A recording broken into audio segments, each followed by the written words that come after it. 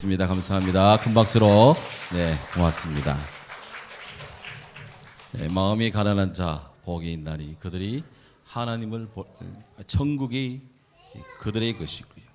마음이 청결한 자 복이 있나니 그들이 하나님을 볼 것이다 그랬는데, 오늘 우리 친구들의 저 귀한 찬양, 우리 하나님이 축복하시고 저들이 하나님 나라의 백성이 되고 하나님을 바라보는 그런 깊은 신앙의 사람으로 잘 성장하도록 우리 모두 사랑하고 축복하며 또 잘 케어하고 돌봐야 될 줄로 믿습니다. 오늘 우리는 그런 이야기를 합니다. 지난 9월 14일 우리 교회 출신 존경하고 또 귀한 헌무하는 우리 한영태 박사님을 모시고 우리 목회자 신앙 나눔 시간을 가졌습니다. 그날이 참 좋은 날이라 곳곳에서 행사가 있어가지고 생각한 것만큼은 못 오셨지만 그래도 올 사람들은 또 와주셨어요. 교회가 70년 역사 속에 또 우리가 이를 기념하면서 지난 3월부터 1월부터 한 달에 하나씩 행사를 쭉쭉 이렇게 잘 진행해 오고 있는데 늘 우리 안의 그런 축하고 기념이었습니다. 그런데 이번에는 우리 교회 밖에서 또 교회를 늘 좋아하고 사랑하는 그런 목회자들을 초청해서 이런 신앙 나눔을 가졌다는 것이 교회로 봐서도 또 함께하는 모든 분들의 큰 기쁨이었고 또 굉장히 소망적인 것이라고 굉장히 칭찬을 제가 많이 받았습니다. 감사드립니다.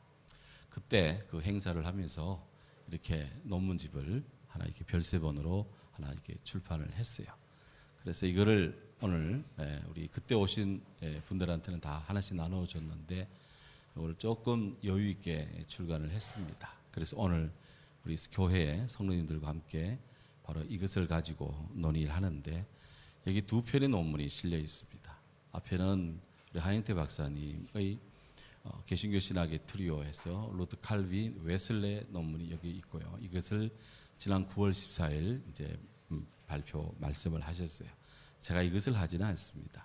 왜냐하면 제가 전공한 것도 아니고 많이 아는 부분도 아니고 해서 감히 견줄 수가 없습니다.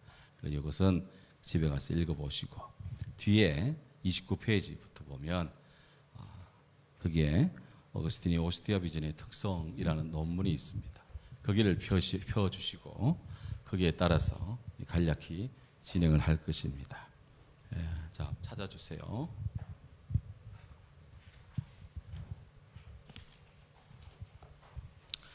그런데 이 논문집 맨 뒤에 보시면 목회자 신앙 나눔이라고, 이게는 저널 이름이, 논문집 이름이 목회자 신앙 나눔이라는 논문집이 되었습니다. 그리고 거기에 발행인이 이규철, 그다음에 발행처가 안동 성결교회, 교회 대표가 이규철 목사이기 때문에 이규철, 우리 교회가 이거를 발행을 한 거예요. 해서 교회 70년 역사에 이거 한 건 남습니다. 다음에 80년, 90년 때도 이게 어디 가지 않고 교회에 몇 건 잘 보관되어서 또 위에 아카이브 전시회 같은 그런 할 때가 있으면 또 이것도 하나의 중요한 역사의 기록으로 보관하는 것도 좋겠다, 그런 생각이 듭니다. 다 29페이지 펴보시면 이 논문은 사실 제가 요즘 강의 나가고 있는 경안대학원 대학교에 그 경안논단이라는 논문집이 있습니다. 매년 여기 맨 여기서 논문을 한 편씩 이렇게 발표를 하고 있는데요. 사실 우리 교회 게시판에 이미 이렇게 부착이 되어 있습니다. 그건데 그냥 저렇게 부착되어 있는 것을 이번에 이렇게 한번 수록을 해서 이름이 이제 별세본이다 해가지고 원래의 논문집이 있고 따로 이렇게 하나 만든 걸 별세본이라는데, 우리 한영태 박사님 논문과 같이 함께 실어서 별세본 형태지만 또 하나의 책이 되었습니다. 논문집 책이 되었으니까 성도님들도 소장 가치가 있다. 집에 책꽂이에 이렇게 잘 꼽아두시고 심심하면 한 번씩 보시면 좋겠습니다. 신학대학의 대학원에 무슨 이야기들을 주고받을까 할 때 궁금하신 분들이 혹 있을 거예요. 사실 우리가 예배 때 설교하는 모든 이야기들을 그 마당에서 다 합니다. 그리고 또 오늘 이런 논문 이야기도 거기서 많이 합니다. 바로 그런 것입니다.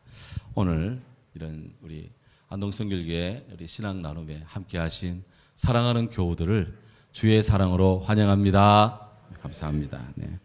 또 고맙게도 지난 수요일 날에는 이 프로젝트의 렌즈가 이게 수명이 다 되어서 꺼졌는데 지상 명령 부활하신 예수님 오늘 설교하는 이 시간에 아침 시간부터 다시 교체가 되어서 가동이 정상화되었습니다. 얼마나 감사한지. 우리는 늘 주님의 눈, 주님의 빛, 주님의 것을 잘 보는 영적인 시각을 잘 가지는 것이 중요하다. 그런 차원에서 오늘 이 주제를 제가 잘 선정한 것 같아요. 그래서 이제 성탄절, 추수감사절 지나고 성탄절 가까울 때 또 시간이 되면 제가 이제 두 번째 올해 발표한 그 바이킹의 그 회심에 관한 이야기가 있는데 그거는 다음에 기회가 되면 또 한번 하도록 하고요. 자, 오스티아 비전입니다. 오스티아는 로마의 그 이태리 로마, 옛날에 로마 제국이었죠. 로마 제국의 수도, 세계 수도인 로마. 그 로마를 드나들려면 해상으로 오고자 할 때 여러 가지 길이 있는데 가장 빠른 길이 바로 오스티아라는 항구 도시에 배를 타고 들어와서 거기서 몇 발짝 걸어가면 로마시에 들어갑니다. 바로 그것이 오스티아 항구입니다. 혹 글래디에이터라는 영화 보신 분 계실 건데요. 그게 이제 그 장군이 이제 막 모함을 이제 당해가지고 이제 막 검투사가 되어서 이제 위기를 맞는 막 그런 장면이 나옵니다. 그때 그 부관이 이제 그를 찾아서 왔어요. 그걸 보고 군사는 어디 있느냐? 그래 물으니까 그 병사가 자기 부관이 오스티아에 있다고 이렇게 보고하는 걸 할 거예요. 혹 다음번에 추석 연휴나 언제 글래디에이터 영화가 또 방영될 때 그 장면을 자세히 들어보면 오스티아라는 말이 나와요. 그곳이 있습니다. 그곳이 오스티아가 아주 유명한 그런 항구 도시인데요. 어거스틴이 386년 8월 말에 무화과 나무가 이렇게 다 익을 때, 포도가 있고 무화과 나무가 수많이 익을 때 밀라노의 어느 정원에서 고심을 합니다. 그의 마음은 어머니 교회에 있어요. 그런데 그 몸이 의지가 잘 따라오질 않아요. 그럴 때 우리 찬비 찬양 같은 어떤 어린이들이 어디선가 교회 찬양을 합니다. 톨렐레게 톨렐레게 집어들고 읽어라 집어들고 읽어라 라는 노래 소리가 들려요. 근데 그 노래 소리가 어거스틴에게는 지금 그의 눈에 보이는 저쪽 편에 있는 친구 알리피우스라는 친구가 앉아 있는 책상에 있는 책을 집어 펴서 읽으라는 하늘의 소리, 하늘의 신탁 오로클로 들립니다.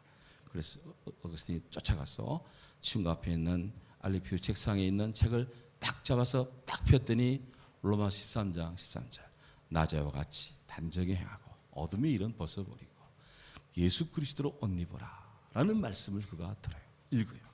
그 순간에 그의 마음을 괴롭혔던 의심의 마음, 불확실성의 마음, 그리고 마음은 어머니 교회에 있는데 몸이 안 따라가는, 의지가 따르지 않는 그런 그 삶의 부조리가 탁 불러가고 진리의 확실성의 빛이 확 들어옵니다.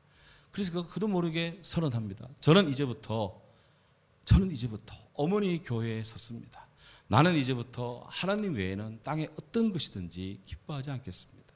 오직 하나님만을 기뻐하겠습니다.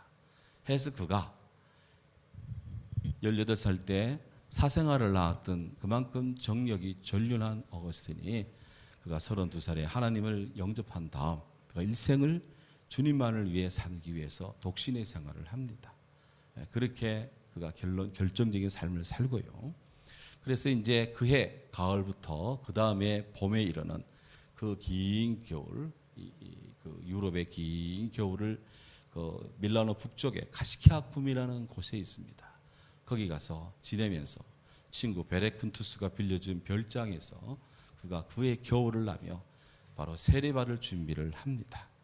세례받을 준비를 하는데 그때는 부활절에 세례를 한번 이렇게 주었던 것 같아요. 그래서 부활절 세례를 받기 위해서 참으로 가을부터 겨울까지, 겨울하고 봄까지 세례받을 준비를 하고 드디어 387년 아주 부활절 때 감격의 그런 거 세례를 받습니다. 받고 난 다음 모든 생활을 정리하고 어머니와 함께 아들 아데오다티우스 친구 몇 명과 함께 이제 고향인 아프리카 타가스테, 오늘날 알제리에 있는 타가스테라는 지역으로 가기 위해서 로마를 밑으로 쭉 이 밀라노 쪽에서 밑으로 쭉 내려와서 제3차 성지순례 가시던 분들 로마에서 밀라노 올라갔죠. 역으로 다시 밀라노 쪽에서 로마로 쭉 내려와서 오스티아라는 항구에 딱 이제 이르렀습니다. 근데 거기에 딱 이르렀는데 바다에 전쟁이 났습니다. 여기 논문에도 보면 나오는데 이름하여 정권을 찬탈하기 위한 모반이 일어났어요. 그래서 데시우스 황제가 파견한 군대가 그곳에서 이 일전을 치릅니다. 그렇기 때문에 바다의 모든 배가 다 차단이 되었습니다. 그러니 이 아프리카로 로마에서 아프리카로 건너가는 배가 뜨지를 못해요. 그 배가 뜰 때까지 이들 일행은 바로 오스티아 항구에서 이제 머물러야 되는 거예요. 그래서 이제 잠깐 세를 들어서 집을 구해 가지고 이제 어머니와 또 친구들과 함께 그 집에 거합니다. 그렇게 하는데 어느 날 그 이제 거하고 있는 그 중입니다. 정원이 내려다 보이는 이 책에 이 어거스틴의 고백록에 따르면 정원이 내려다 보이는 창문가에 기대어 서서 어거스틴은 어머니 모니카와 함께 이 모자간에 그렇게 정원을 내다보면서 어떤 이야기를 주고받습니다. 그 이야기가 바로 여러분 보면 37페이지에 쭉 이렇게 이제 38페이지 어간에 실려 있는데 이런 내용입니다. 아들과 어머니가 이제 함께 창가에 이렇게 기대어 서서 참 우리로 말하면 오늘 앞에 집사님이 신앙의 선조들의 그 신앙을 이어받자 그런 기도를 하셨는데요. 그것들처럼 우리 앞에 살았던 하나님의 사람들, 그들은 참 어려운 시간도 있었고 기쁜 시간도 있었는데 그들은 정말 불멸의 하나님, 참 진리신 하나님의 빛을 그들은 받으며 살았는데 그들은 지금도 천국에 있을 것입니다. 그들의 생애는 얼마나 복되고 행복했을까요? 하면서 이제 어머니 아들이 그런 주제로 서로 대화를 주고받아요. 이런 대화를 하는 중에 갑자기 이 두 분의 영혼이 하나님의 은총에 의해서 막 하늘로 붕붕붕붕붕 영혼이 상승을 합니다. 그래서 해, 달, 별 이를 막 지나면서 영혼이 막 하늘로 상승을 해서 갔는데 자기 영혼 속으로 그 영혼이 들어와요. 들어와서 그 영혼을 통해 영혼 속에 하나님의 깊은 진리의 빛에 딱 접속을 해요. 이루 말할 수 없는 그 말로 형용할 수 없는 그런 감동과 기쁨과 진리에 탁 접촉을 하는 그 이루 말할 수 없는 행복감이 어거스틴에게 모니카에게 밀려왔어요. 그래서 우리말로 하면 입신한 거예요. 입신.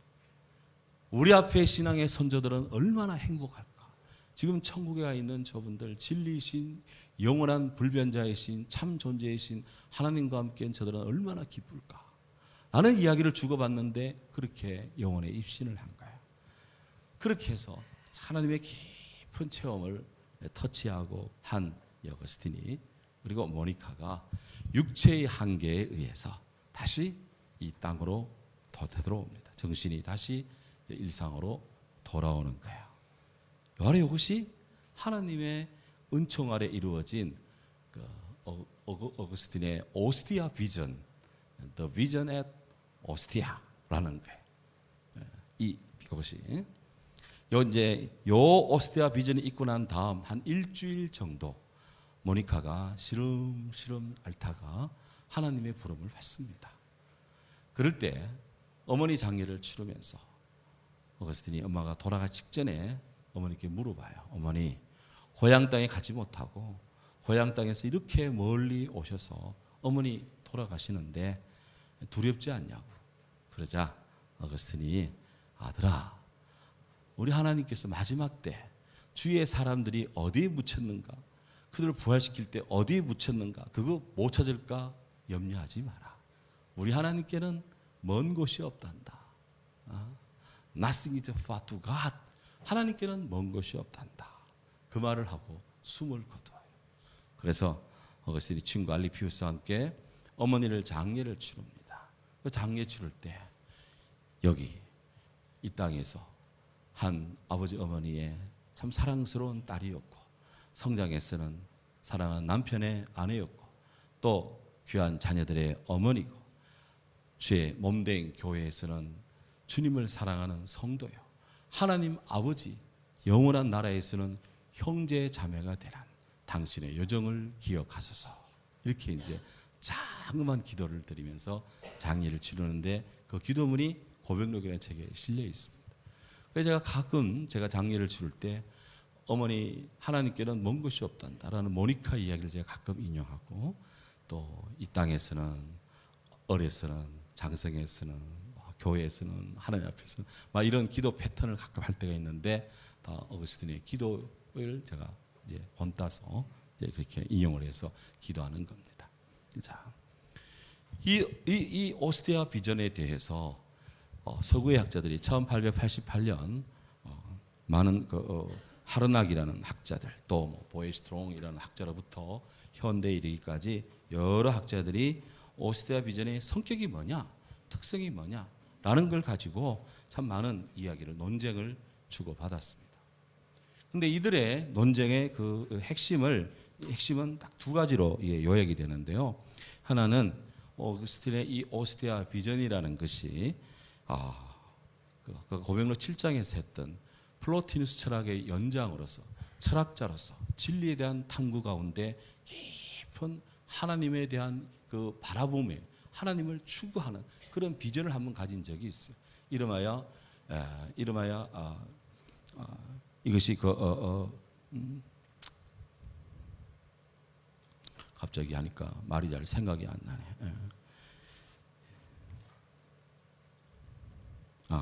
이것이 바로 밀라노의 비전 체험이라는 것이고요. 제 9장에 고백록 제 9권에 나오는 이 지금 방금 말씀드린 엄마와 함께 정원이 내려다 보이는 오스티아 항구에서 바라본 이 비전은 하나님을 체험하는, 하나님의 은혜에 접속하는 그런 체험인데, 바로 이것을 오스티아 비전입니다. 이 양자가 이렇게 구분된다, 아니면 동일한 그 철학적 체험의 연속선상이다라고 하는 두 의견이 평행을 달리고 있습니다.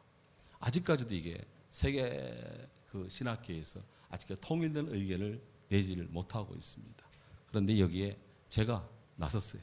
그래서 도대체 이 오스티아 비전의 성격이 뭐냐, 특성이 뭐냐 하는 것을 이제 나름 그 고백록의 본문을 가지고 분석적으로 연구를 한 것이 이것입니다. 자, 이제 이해가 됩니까? 안 되더라도 할 수 없습니다. 이게 어려운 것입니다. 하지만 굉장히 중요한 일이고요. 바로 이런 그 오스티아 비전을 왜 검토하느냐 하는 것은, 어거스틴의 모든 것들은 중세 그리고 근대 오늘의 이르기까지 계속 그 신학적 영향을 끼치고 있기 때문에, 그가 체험하고 그가 기술하고 그가 고백하고 그가 토로한 것들이 오늘의 우리들의 표준이 된다는 것입니다. 그래서 중세 시대, 근대 시대 소위 말하는 신비적 체험, 신비주의라는 것이 어떤 모양이냐 하는 그 본질적 특성을 다 시사하고 암시하기 때문에 우리가 이분의 것을 잘 살필 필요가 있습니다. 화이트헤드라는 어느 신학자가 이런 말을 했습니다. 서구 철학은 플라톤 철학의 일련의 주석이라면 서구 신학은 어거스틴 신학의 일련의 주석이다. 그렇게 말할 정도로 이분이 했던 생각들, 사상들, 글들은 다 후대 교회의 표준이 됩니다. 그래서 늘 예수님, 바울, 어거스틴 이 모든 기독교회의 모든 것을 정초를 놨다 해도 과언이 아니에요. 뒤에 나오는 모든 사상가들은 다 이분들의 사상에 대한 주석을 하고 그 나름의 평가를 하는 것에 불과하다 하는 거예요. 자, 그렇다면 이제 이런 어거스틴의 이 오스티아 비전, 어머니와 함께 이 하나님의 그 기이한 빛에 접속하는 이런 그 체험, 이것의 도대체 성격은 뭐 어떤 것이 있을까? 어떤 특성이 있을까라고 할 때 먼저 이제 살펴볼 것이 이 비전의 중요한 키워드 세 개를 먼저 한번 짚을 필요가 있습니다. 어거스틴 비전의 주요 키워드, 거기 책에 보면 이제 나와 있습니다. 제가 제일 첫 번째로 꼽은 것이 정원이라는 거예요. 정원, 가든이라는 거예요. 가든, 정원. 이것은 이제 강이 흐릅니다. 티베리나 강이 흐르죠. 로마를 가로지르는 티베리나 강이 이렇게 흐르는데 그 강변에 어느 집안이에요. 어느 집인데 여기가 어느 집인지를 특정하기는 굉장히 어렵습니다. 어렵지만 글에 따르면 티베리아 강가에 어느 집이 있고 그 집에 정원이 있었어요. 지금도 그곳에 가보시면 주로 이렇게 집 안에 정원이 이렇게 있는 집들을 많이 봅니다. 주로 이게 아랍풍도 그렇고 고대 로마 집들이 다 이런 식으로 되어 있어요. 그 집이 있고 길가에 집이 있고 집 안쪽에 정원이 있습니다. 그 정원이 있어요. 근데 어거스틴의 많은 글들을 보면 중요한 순간에 꼭 정원이 등장합니다. 정원이. 그가 들글거라 들글거라라고 하는 어린이 노래 소리를 들은 것도 나름 이 포도가 있고 무화과 나무가 있는 정원이었어요. 그곳에서 어린이 노래소리를 듣습니다. 그가 막 하나님 앞에 막 고민하고 갈등할 때 내 마음은 하나님께로 돌아서고 싶은데 내 삶은 왜 이럴까? 내 마음은 왜 이럴까? 막 이런 고민할 때도 그가 정원에서 한 모퉁이에서 그런 고민을 했다고 하는 거예요.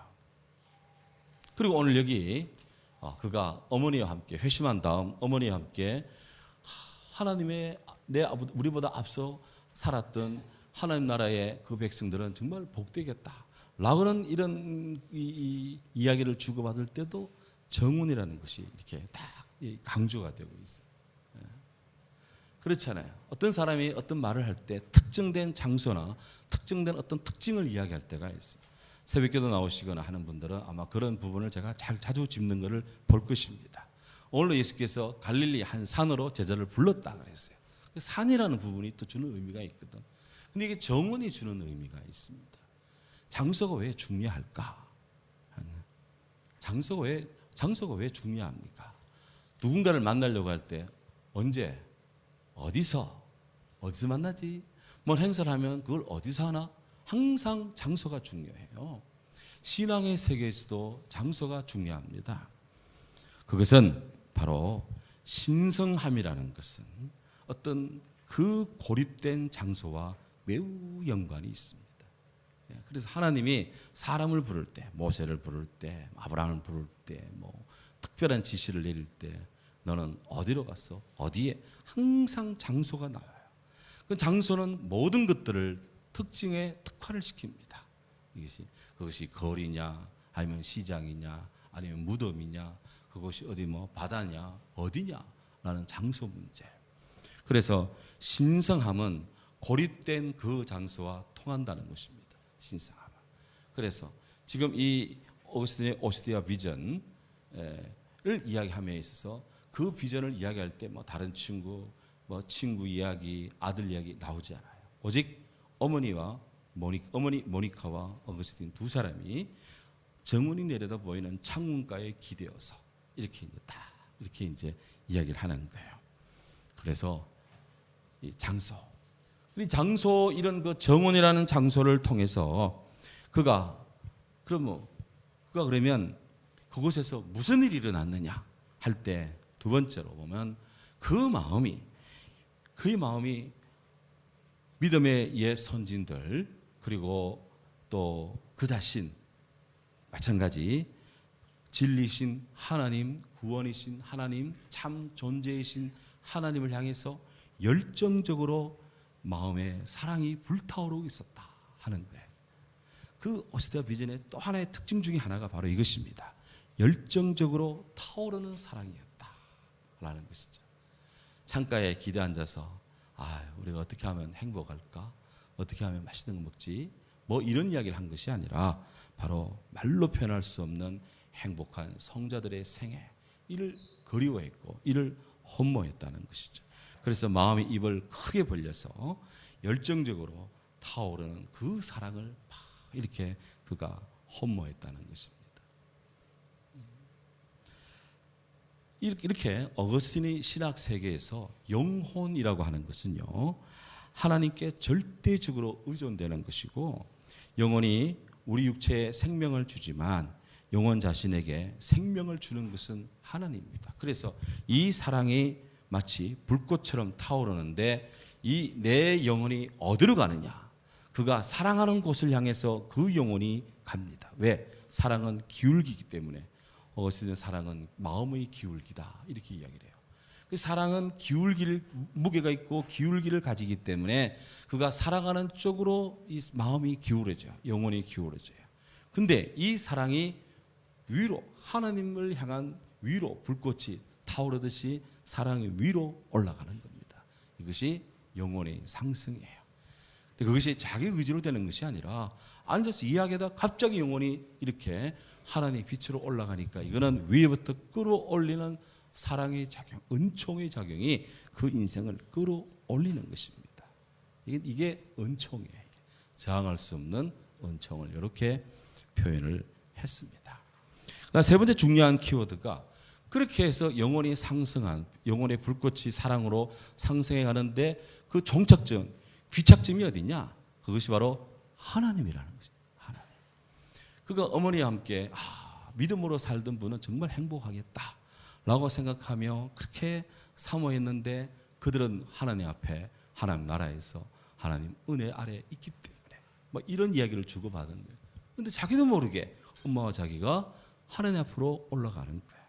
그래서 그 영혼의 상승의 귀착점이 하나님이다 하는 거예요. 근데 그 하나님이 어떤 형상으로 이렇게 막 눈, 코, 귀, 입, 막 몸무게 있고 막 무슨 옷을 입고 그런 식으로 보인 것이 아니라, 그 하나님이 말씀으로 그에게 다가왔어요. 말씀으로. 영원한 존재이자 영원한 말씀으로 그에게 다가왔어요.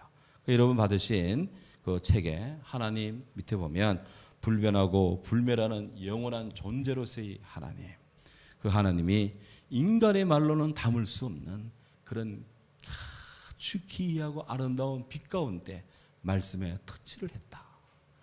그리고 인간의 몸이 한계성 때문에 그가 이 땅에 내려와서 세상에 아무리 좋은 말을 들어도 하나님의 말에 미치지 못함을 알고 자기는 아쉬움에 긴 한숨을 쉬었다. 이렇게 이제 그 고백에 토로를 하는 것입니다.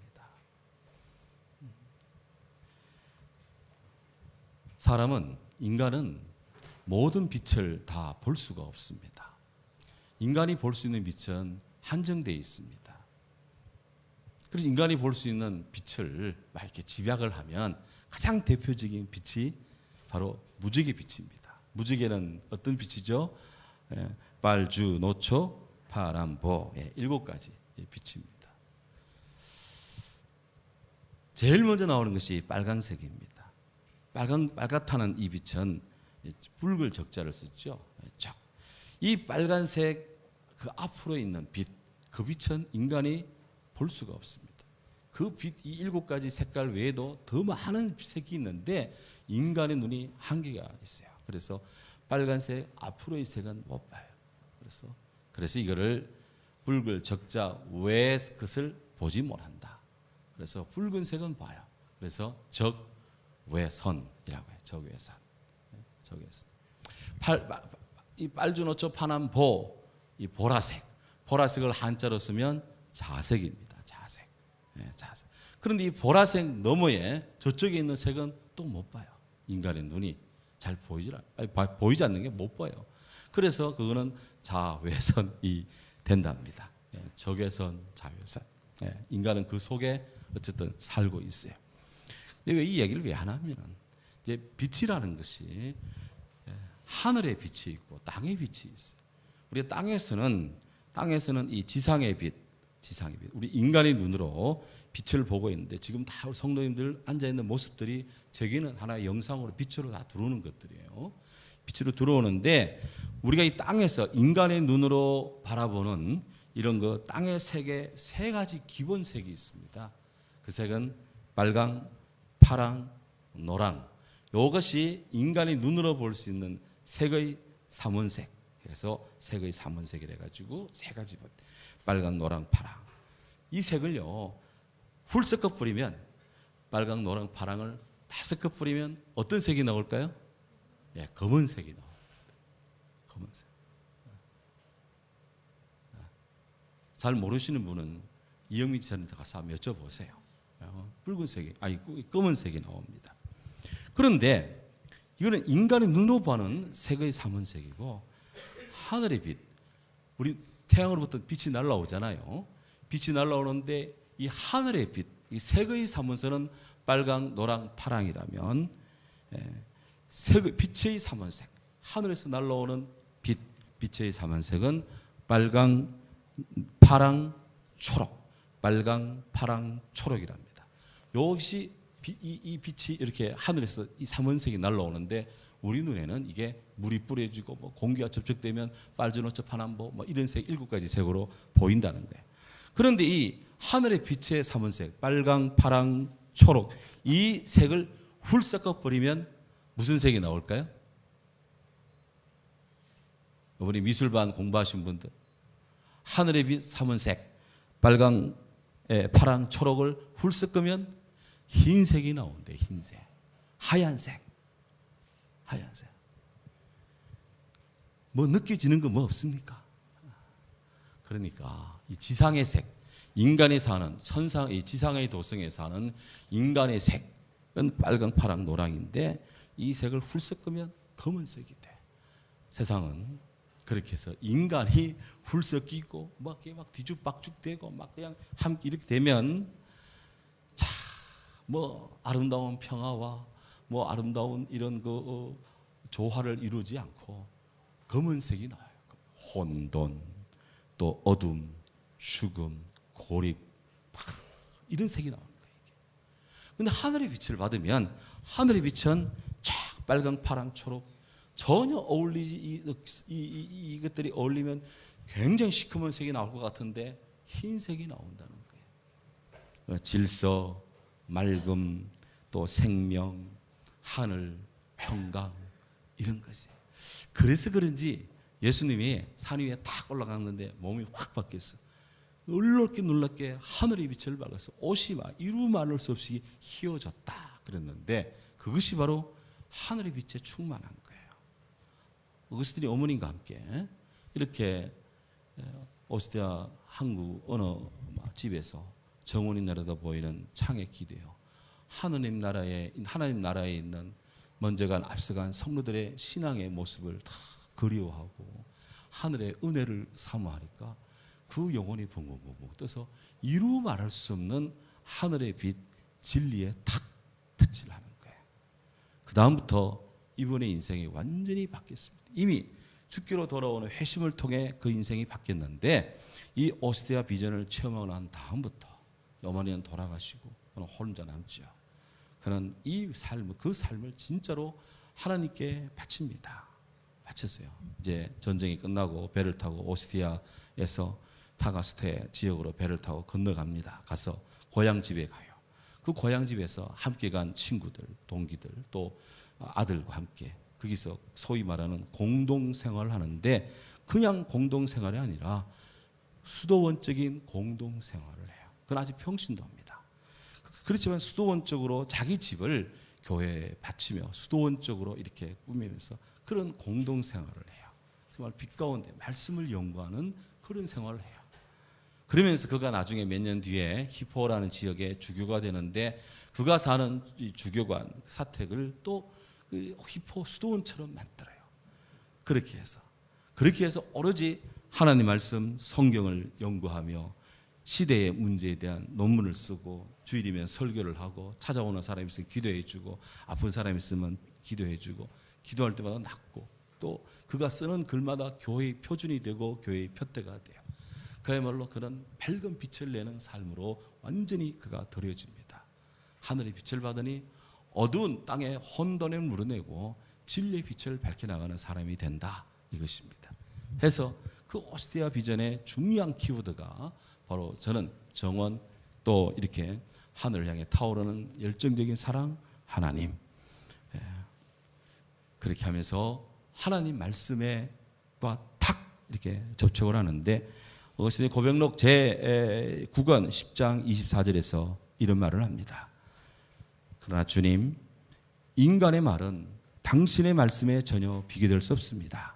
당신의 말씀은 항상 자체 안에 머물러 있어 낡아짐이 없이 모든 것을 새롭게 하십니다.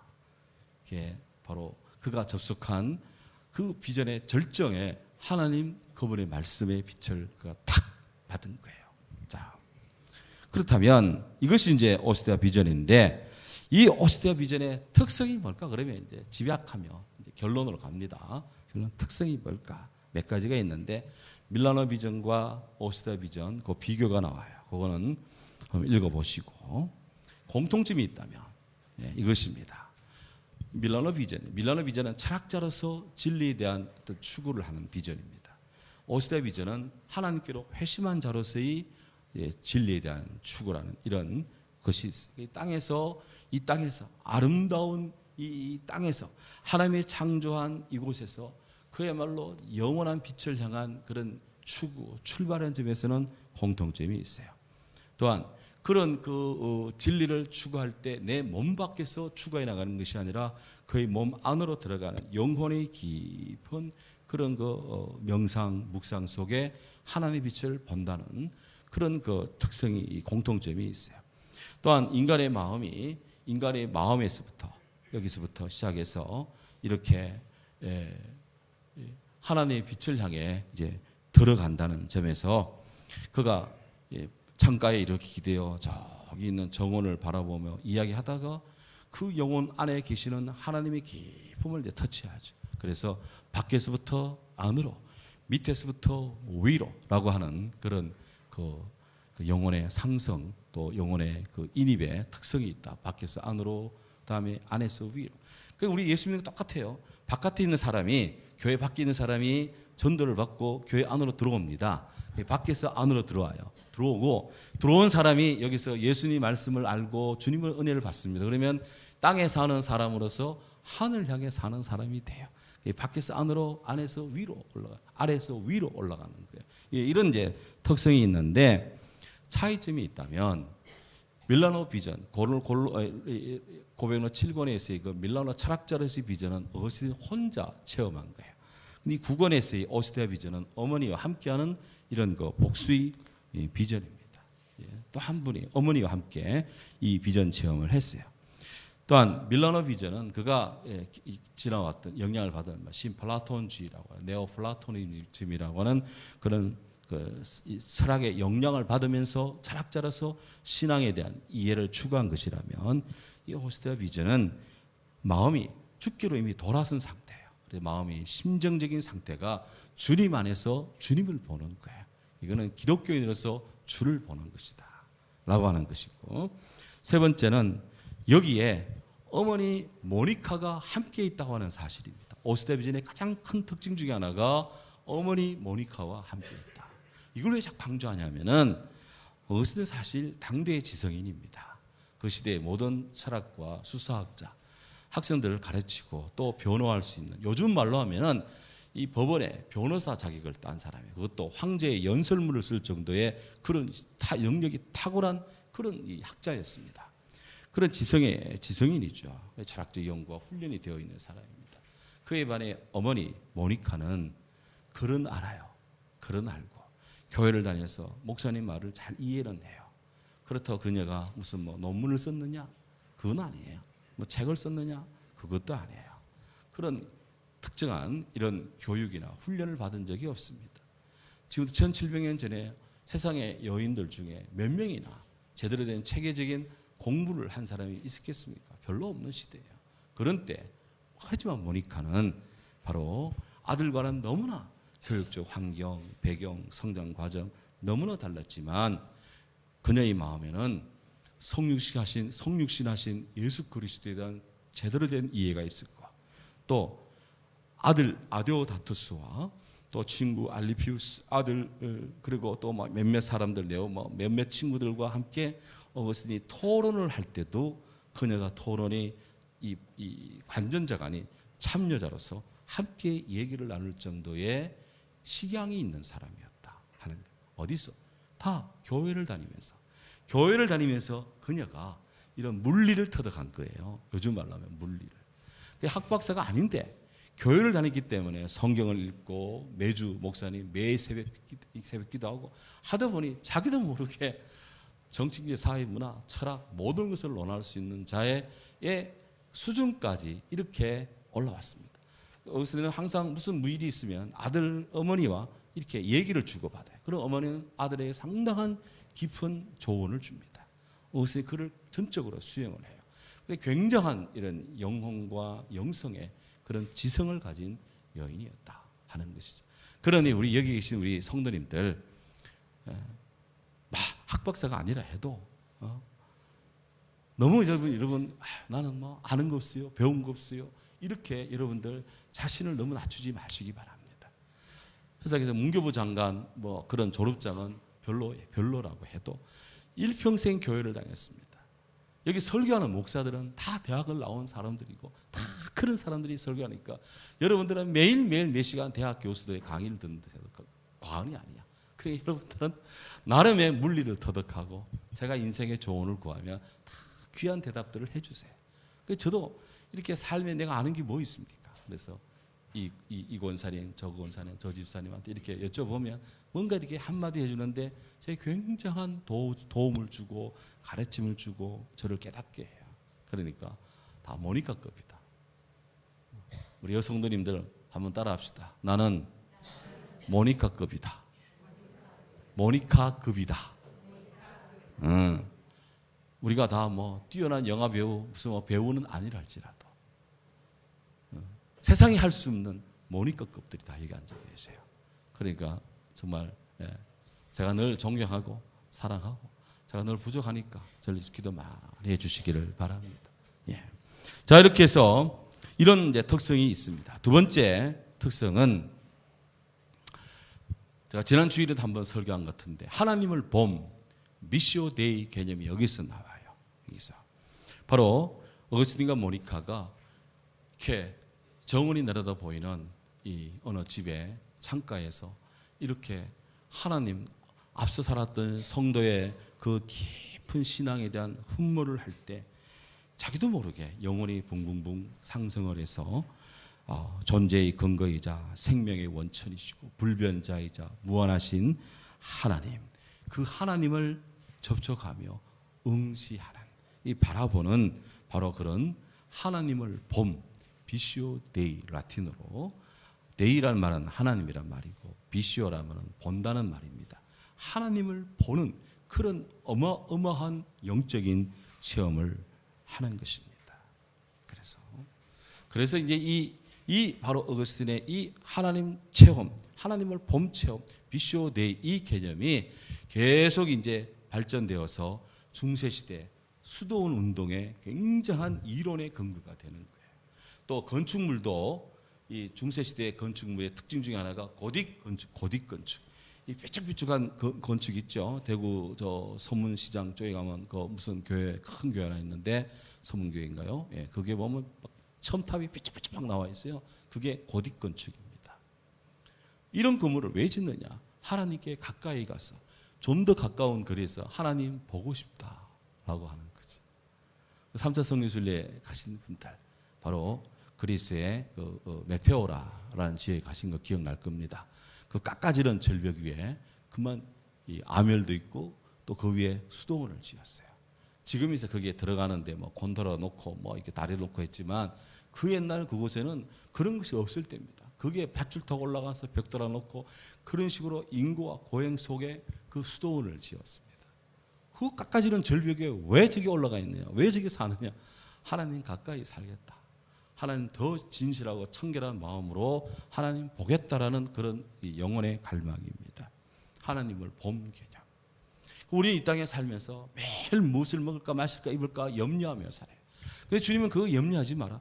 먼저 그의 나라와 의를 구하라 그랬어요. 이를 좀 더 신학적으로 이야기하면 하나님을 봄 비시오 데이를 추구하라. 그래. 비시오 데이를 추구하라. 어거스틴 아들 아데오다투스와 그런 이야기를 합니다. 사람이 언제 행복하냐? 여러분 인간이 언제 행복하다고 생각합니까? 물론 잘 먹고 잘 살고 잘 입고 막 건강에 지내면 행복하겠죠. 근데 잘 입고 잘 먹고 잘 살고 뭐 한다 해서 맨날 행복합니까? 싸울 일이 많아져요. 좀 더 갖고 싶어요. 좀 더 누리고 싶어요. 좀 더 행하고 싶어요. 자기 마음대로 하고 싶어요. 그러다 보니 충돌이 일어납니다. 싸워요. 충돌이 전쟁도 납니다. 그에 반해서 마른 떡 한 조각을 놓고도 서로 사이좋게 지내는 것이 육선이 가득한 것도 싸우는 것보다 훨씬 낫다고 잠언은 이야기를 했지요. 그래서 마른 떡 한 조각을 놓고도 참으로 이렇게 마음의 화목을 할 수 있는 것은 그 앞에 눈에는 안 보이지만 하나님이 계시기 때문에 그런 거예요. 그래서 아들 아데오다투스가 그런 이야기를 합니다. 사람이 언제 행복하냐. 그 16살짜리 아데오다투스가 그 꼬마가 그런 이야기를 했어요. 아버지, 사람이 진리를 알고 진리를 소유할 때 행복합니다. 진리를 발견하고 진리를 가지면 행복합니다. 맞지요? 세상의 모든 학문, 세상의 모든 연구의 결론은 참 진리, 변하지 않는 영원한 사실을 알고 싶어하는 거예요. 그렇게 해서 자연과학, 인문과학 계속 발전하고 그렇게 많은 연구와 책들이 나오는 겁니다. 그래도 아직 그걸 다 발견을 못해요. 땅에서는. 사실 진리는 우리 주님이 진리신데. 자, 그래서 어거스틴이 다시 묻습니다. 아들에게. 그러면 진리를 아직 발견은 못했는데, 가지지는 못했는데 진리를 향해 달려가고 추구한다면 그는 행복할까, 행복하지 않을까? 그래서 아데오다투스가 아들이 말합니다. 진리를 가지면 그는 행복하지만 아직 진리를 가지지 못합니다. 인간은 늘 한계성 때문에 완벽한 진리를 소유하지는 못합니다. 하지만 진리가 거기 있음을 알고 그를 향해 추구해 가고 달려가는데 마음이 설레지 않을까요? 그래서 진리를 추구만 해도 행복하다고 생각합니다. 했더니 맞다 그러는 거예요. 맞다. 우리가 진리를 가지면 소유하면 행복해요. 하지만 가지지 못해도 진리 향해 달려오기만 해도 행복하다. 교회 와서 주의 말씀의 은혜를 푹 젖으면 행복해요. 그러니까 그렇지 못하더라도 진리의 집인 교회를 향해 오는 발걸음도 행복하고 다음 주 올 거 생각하면 또 행복하고 그러는 겁니다. 자, 그래서 하나님을 본다는 것은 이렇게 영원한 도전 주제고요. 정말 깊은 신학적인 주제입니다. 우리 매일매일 성경을 읽는 것이 어디일까? 이 말씀을 통해 주님의 빛을 보기를 원하는 거예요. 하나님을 본다. 우리 박순환 권사님 새벽 3시에 일어나가지고 새벽기도 준비하고 혼자 새벽기도 하는데 그 깊은 시간대에 하나님을 봄에 대한 은혜를 늘 구하시기 바랍니다. 짧지만 어느란 말이죠. 우리는 어느란 언어지만 하나님을 봄에 대한 깊은 기도를 할 수가 있어요. 주께서 이 길을 다 열어놓으셨습니다. 할렐루야. 나가서 이 어거스틴의 오스티아 비전의 특성이 뭐냐? 이거는 말씀 신앙의 영성이다. 그가 이 체험을 하고 나서 후기로 막 그런 이야기를 합니다. 우리가 순간적으로 그 지혜와 약간 접촉을 했는데 그리고는 긴 한숨을 쉬고 영의 첫 열매 그곳에 묶여 남겨둔 채 이 땅으로 되돌아왔습니다. 그렇게 영원한 주의 빌 진리 안에 있으면 좋겠는데 사람이라 다시 이 지상으로 정신이 다시 돌아왔다는 거예요. 그러면서 이 땅의 어떤 소리도 하나님 말씀에 비해 그것에 비할 것은 없습니다. 그렇게 말씀의 가장 중요한 영혼의 핵심, 삶의 핵심이라는 것을 강조를 합니다. 소위 말하면 말씀 신앙의 비전입니다. 우리가 흔히 말하면 신비적 체험을 했다는 분들이 눈앞에 번개가 번쩍번쩍하고 천사가 왔다 갔다 하고 이런 걸 보면 주님의 은혜를 받았다 그러는데 알고 보면 말씀에 대한 깊은 이해를 하는 것이 영성의 핵심이에요. 영성의 핵심. 그래서 여러분 혹 가지고 있는 각주 58번을 찾아보세요. 밑에 이렇게 작은 글씨로 된 거 번호가 있고 그게 각주입니다. 그 58번이 보면 고대 기독교 지도자 교부들이라 그러는데요. 그 교부들은 이 신비를 어떻게 이해했느냐 하면 교부들이 저술에서 신비라는 말은 성경에 감추어진 영적인 의미다. 이를 발견하는 것입니다. 이를 이해하는 것이 이것이 신비입니다. 눈앞에 그대의 눈에 천사가 10분이 계시고 막 하늘에 7별 든 우리 주님의 성령의 모습이 보인다. 놀라운 이야기죠. 네. 그것이 우리들의 신비가 다 아니라 하나님 말씀에 감추어진 깊은 의미, 이거를 찾아내고 진리를 발견하는 거예요. 이게 신비입니다. 그리스도의 신비입니다. 그 신비주의라는 것은 그냥 자기 혼자 그냥 기뻐 충만한 그것이 아니라 말씀의 깊은 진리를 체득하고 내가 경험하고 소유하고 접촉해서 아멘하고 발견하고 이를 증거하는 것이 그리스도 안의 메시지, 바로 신비라는 거예요. 사실 우리가 예수 믿는 것 자체가 신비한 겁니다. 우리보다 얼마나 똑똑한 분, 잘난 분, 훌륭한 분 얼마나 세상에는 많습니까? 그런 자를 다 두고 나 같은 죄인을 주님이 불러주고 사랑하고 너는 내 것이다 말씀해 주니 이보다 더 큰 그런 신비로운 일이 어디에 있습니까? 예수님이 신비십니다. 그 주님은 2000년 동안 바울 이래로 제자들 이래로 계속해서 예수 그리스도를 설교해 왔는데 2023년 이른 이때까지도 주님을 설교하고 있고요. 아마도 주 오신 날까지 계속 예수님을 누군가 저도 그렇고 누가 계속 예수 그리스도 이야기할 겁니다. 이런 이름이 어디에 있습니까? 신비로운 일입니다. 이게 그래서 말씀의 빛을 발견하라. 이게 신비다. 그래서 이 오시대 비전의 핵심은 바로 말씀의 영성이다. 말씀. 끝으로 이제 이를 통해서 기독교 신비주의라는 것이 어거스틴의 이 오시대 비전을 통해서 기독교 신비주의라는 것이 이제 이렇게 어떤 체계를 잡는데 결과적으로 모든 것의 가장 높은 원인, 가장 높은 저자, 가장 높은 원리인 하나님께 귀속되는 것, 이것이 기독교 신비주의의 핵심이다. 이게 이제 제 이야기가 아니고 커스버트 버틀러라는 분이 기독교 신비주의라는 책에서 이렇게 이 신앙의 신비주의의 핵심을 정리를 했는데, 그러니까 어거스틴은 늘 하나님의 말씀, 하나님의 존재, 하나님의 빛, 여기에 그 영혼의 상승이 갖다 꽂혔어요. 가장 높고 가장 귀한 가치, 가장 이 높은 원리이신 주님을 만났고 그가 그 일생을 그 안에 살았고 주님의 그 뜻을 성경을 통해 쫙 신학적인 글로서 쫙 표현을 해냈어요. 그가 몇 권을 썼느냐? 200권의 책을 썼습니다. 200권 넘는 어마어마한 책을 썼고요. 어마어마한 책을 썼고 저는 그 부분에 일정한 한 깃도 지금 겨우 잡고 있는 형국이다 하는 거예요. 그리고 이제 이런 가장 최고의 이 하나님에 대해서 세 가지 단계, 정화, 조명, 연합이라고 하는 기독교 신비주의의 어떤 수도의 법칙, 정화, 세례받고 주께로 들어서고, 그리고는 성령의 조명으로 주의 빛을 본 다음 주님과 함께하는 그런 영혼의 은혜를 받는 것, 이것이 기독교 신비주의의 핵심이다라고 하는 거예요.